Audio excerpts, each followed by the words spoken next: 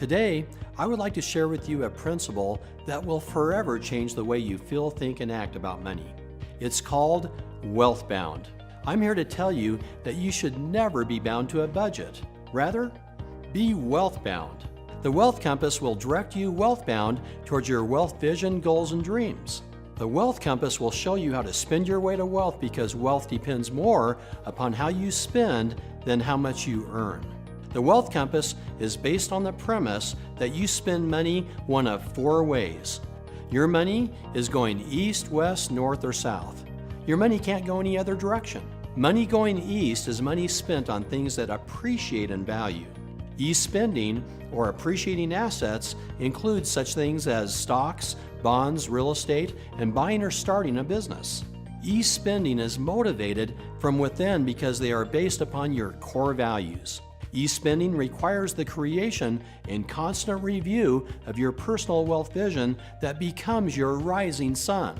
Only if you have internalized a clear and passionate wealth vision can you avoid the many enticements or winds from west, north, and south spending that can take you off course. Everything you buy can be divided into either appreciating assets or depreciating liabilities. The rich typically have most of their money going true east by investing into appreciating assets. Ultimately, east spending allows you to pay cash for that dream home, vacation, luxury car, or whatever else represents your wealth vision, dreams, and goals.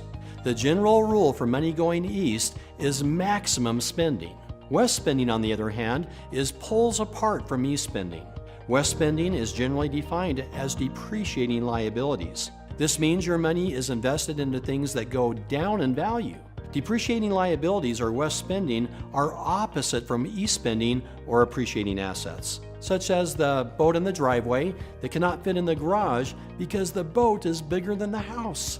The perfect example of a depreciating liability is a motorhome that has been bought on emotion, never comparison shopped, financed at high interest, requires storage and maintenance, highly depreciates, and is seldom used. West spending can take us the opposite direction of our vision and goals, our core values.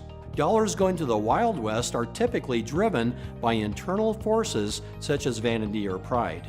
West spending is the cycle of spending money you don't have, to buy things you don't want, to impress people you don't like. West expenditures often are in direct opposition to initiative and self-discipline. They are usually highly emotional buying decisions masked by poor logic. Spending like eating is 90% emotional. Simply stated, we spend by emotion and then justify by logic. West expenditures, leased or financed, create an illusion of prosperity.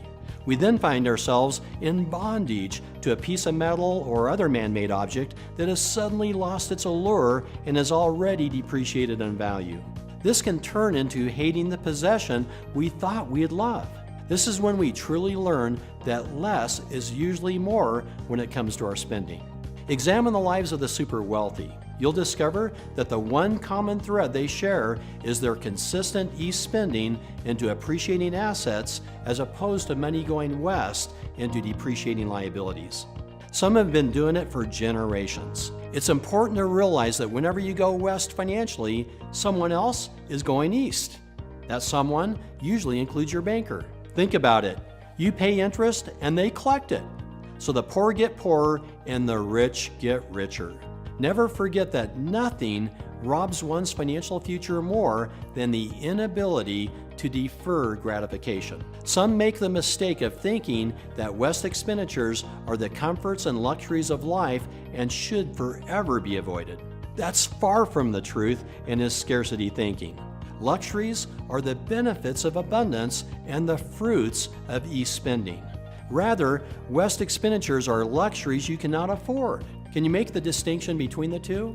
The point is this: any spending that enslaves you to installment debt, depreciates in value, complicates your life, and places you on the financial treadmill is truly West spending. More than any other spending, it's the West spending that seems to rob you of your financial health and wealth and relationships along the way.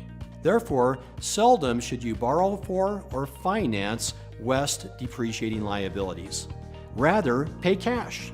The general rule for money going west is conservative spending. That way more money can go true east, wealth bound. Next, we have south spending.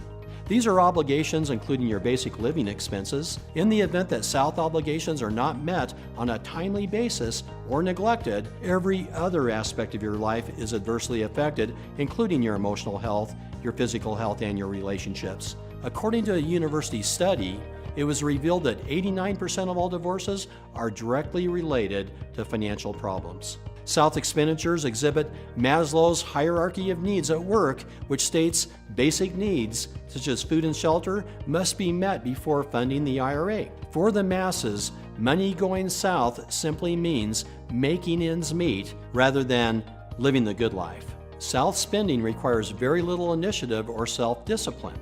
Your home mortgage is a good example. Following 90 days of non-payment of your mortgage, you'll come to an awakening of who actually owns your home, and you'll discover that the real owner is the bank and not you. South spending includes any expenses needed to support yourself and your dependents and any expenses you've committed to pay in regular intervals. Such expenses include your rent or mortgage payment, food, car payments, insurance premiums, pet expenses, and annual property taxes. With just a quick read of the compass, most people can see that too much of their money goes due south or overdue. The money they have left over is then scattered to the north and west winds.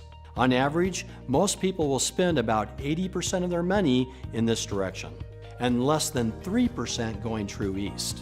South spending, when compounded, eventually exhausts funds going east and may ultimately consume existing appreciating assets. Left to chance, south spending will always expand equal to your income unless you take conscious action to the contrary. When south spending exceeds your income, it will typically be just a matter of time before you experience a financial stroke or coronary, which is bankruptcy. Prudence blended with abundance is a healthy mix for south spending. Such a mix creates a lifestyle that can be referred to as simple abundance, where less is more. Over time, your south spending should consistently diminish proportionately to your increase of cash flow. This should be a natural process as you become totally debt-free. If you'll keep your south spending below the 50% mark, you'll never need to worry. By so doing, you'll never live paycheck to paycheck, and the thousands of cash advance outlets located in nearly every shopping center will go broke, not you. The general rule for money going south is prudent spending. Finally, we have north spending. North spending consists of the daily financial leaks in your life. Money going north is usually driven by emotion and impulse. Many times they are made out of convenience. Sometimes they are done out of indulgence. North spending includes fast food restaurants, gourmet coffee shops, and so on. The dark and dreary north includes excessive alcohol, tobacco, drugs, lottery tickets, and gambling. North spending sidetracks us from the direction of our core values and usually don't provide lasting happiness. North spending can be motivated by time pressure, low blood sugar, and poor planning. North spending may also satisfy cravings and the desire for pleasure or fun. Or deeper, they appeal to man's baser needs, such as addiction or greed. For example, imagine standing in the grocery line and you see a lottery ticket screaming at you, "Buy me, it's your lucky day." You then think to yourself, I could be the big winner. After all, someone has to win. North spending often consists of small purchases. After all, what's the big deal when it's only a few bucks or spare change? The big deal is that once you add up all these impulsive financial leaks in your life, you'll then discover that they are potentially robbing you of your future security and wealth. For example, if a 30-year-old set aside just $5 per day, the price of a fast food lunch, and invested into a 12% account each year, how much would he or she have for retirement at age 65? The answer is nearly $1 million. So if you can afford to eat at McDonald's, then you can afford to become a millionaire. The final decision will be based upon your financial integrity, decisions that are in alignment with what you truly want. Remember, the general rule for money going north is minimum spending. The intent of the Wealth Compass is not to restrict you or to subject you to a life of scarcity. To the contrary, it is designed to give you what you truly desire and want. It will take you to a life of health, wealth, and abundance. So never again be bound to a budget. Rather, take the Wealth Compass to heart and be wealth bound.